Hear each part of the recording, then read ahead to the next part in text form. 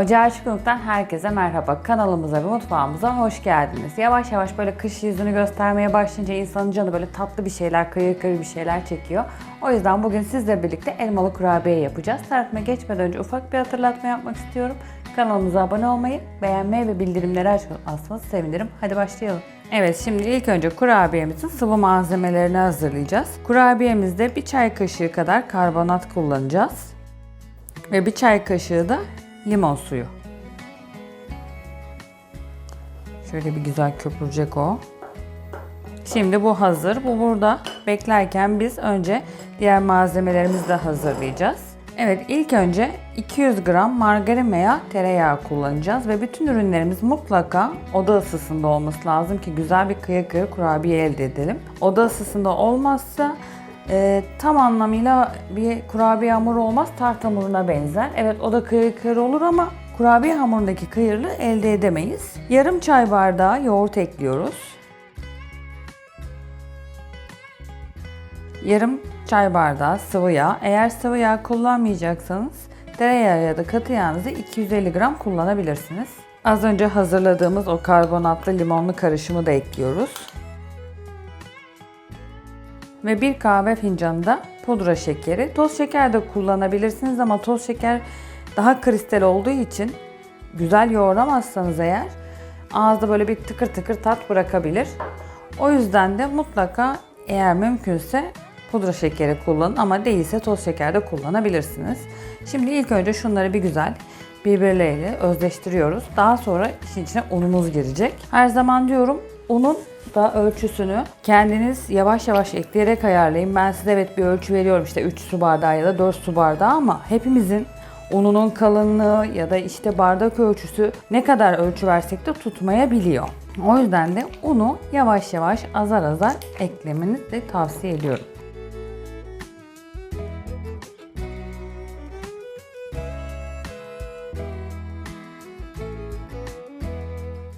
Evet, sıvı malzemelerimiz karıştı. Artık yavaş yavaş unumuzu ekleyebiliriz. Ben 4 su bardağı kadar un kullanacağım ve her zamanki gibi yavaş yavaş azar azar ekleyeceğim.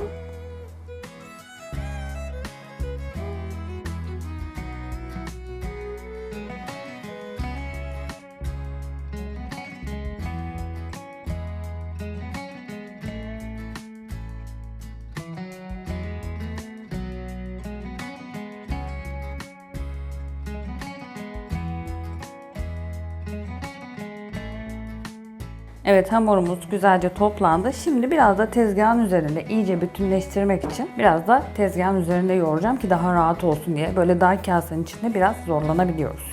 Evet, bu tarz hamurlar biraz yoğrulmayı sever. İçindeki yağ iyice eriyene kadar, ne kadar oda ısısında olsa da yoğruldukça hamur kendisine gelir, yağ kendini iyice salar. O yüzden mümkün olduğunca güzel bir şekilde yoğuruyoruz. Diyelim ki ununuz mu fazla kaçtı? İşte toparlayamadığınızı düşünmeyin sakın. Ellerinizi çok hafif ıslatın ve hamuru yoğurmaya devam edin. Mutlaka o toparlanacaktır. Zaten hamur yapmaya alıştıktan sonra hamurun sizden ne istediğini yoğurdukça, yaptıkça anlayacaksınız siz de.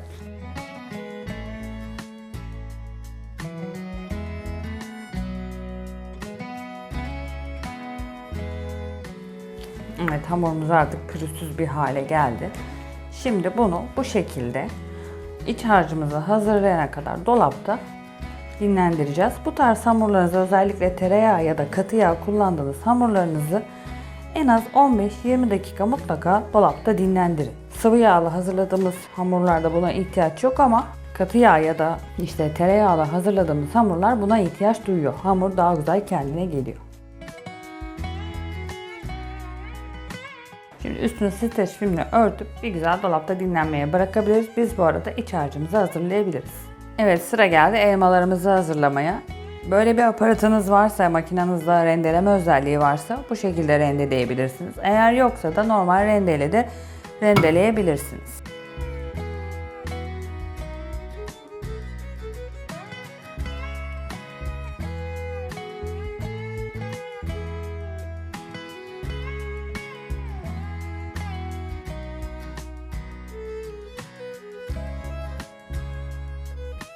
Rendeleme işlemimiz de bittiğine göre artık pişirmeye geçebiliriz. Evet, elmalarımızı tavaya aldık. Bu arada ben 3 adet elma kullandım. Elmanızın büyüklüğüne göre 4 ya da 3 adet elma kullanabilirsiniz.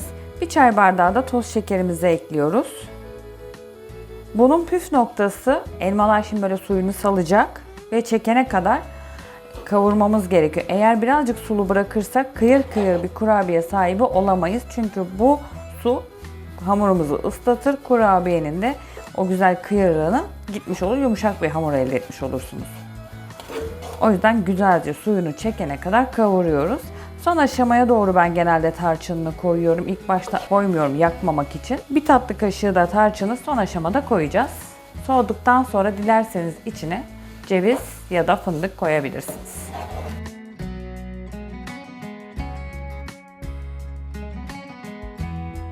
Bakın suyunu salmaya başladı. Daha da su salacak. Daha sonra bu suyu çekecek ve tamamdır.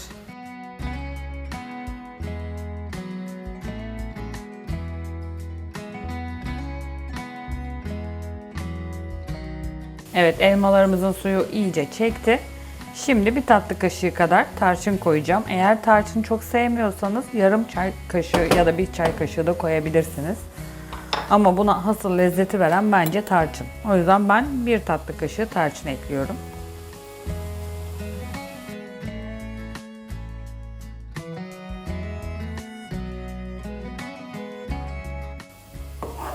Evet, tarçınla birlikte özleşti. Elmalar da suyunu çekti. Artık oda ısısına gelmesini bekleyebiliriz.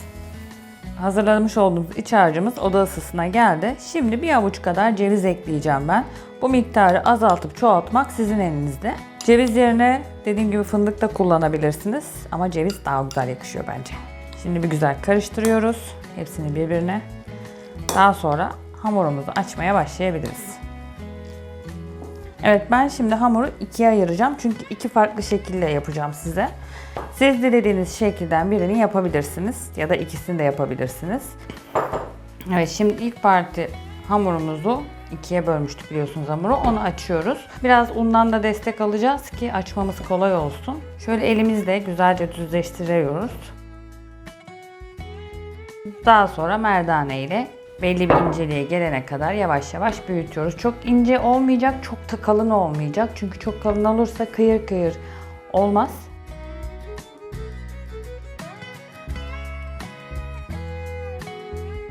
Ben böyle yuvarlak bir aparat kullanacağım. Eğer elinizde böyle bir aparatınız yoksa çay bardağından da faydalanabilirsiniz.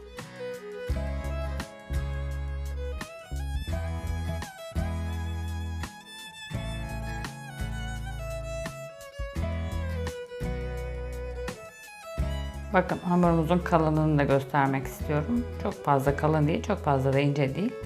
Şimdi içine iç malzememizden ekliyoruz. Ben bir kısmını bu şekilde yapacağım.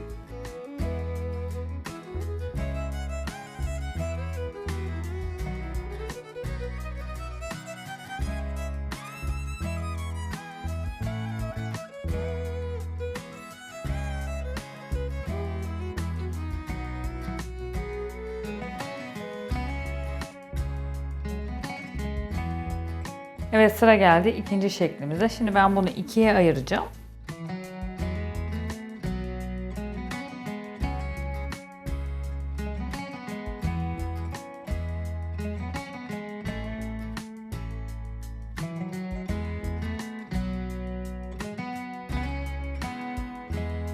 İsterseniz böyle bir tencere kapağından faydalanabilirsiniz ya da pasta tabağıyla da kesebilirsiniz ama bunlarla daha basit oluyor bence.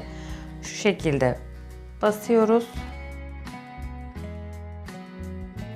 İsterseniz bu büyüklükte de yapabilirsiniz. Bu tamamen tercihinize kalmış. Şimdi böyle eşit bir şekilde üçgen parçalara istediğimiz gibi bölüyoruz.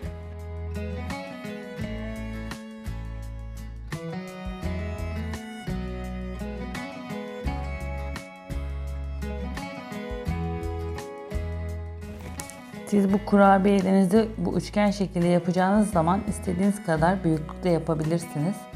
Bizim ev halkı böyle küçük lokmalık şeyleri seviyor. Eğer böyle lokmalık seviyorsanız bence tam size göre Bir de böyle lokmalık yaptığımız zaman çayın, kahvenin yanında, özellikle çayın yanında çok güzel gidiyor. Bir kere de atıyorsunuz ve bitiyor.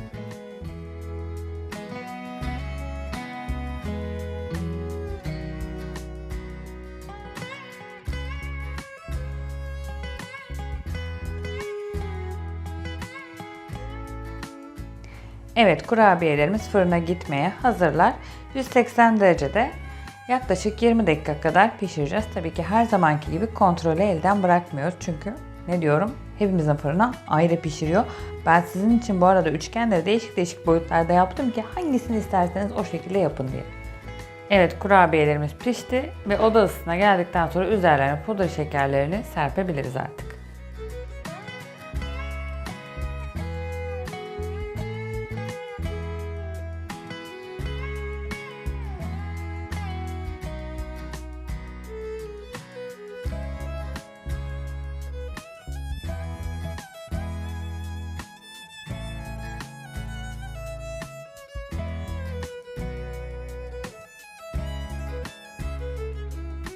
Kurabiyelerimizi pudra şekerlediğimize göre artık servis tabağına alabiliriz.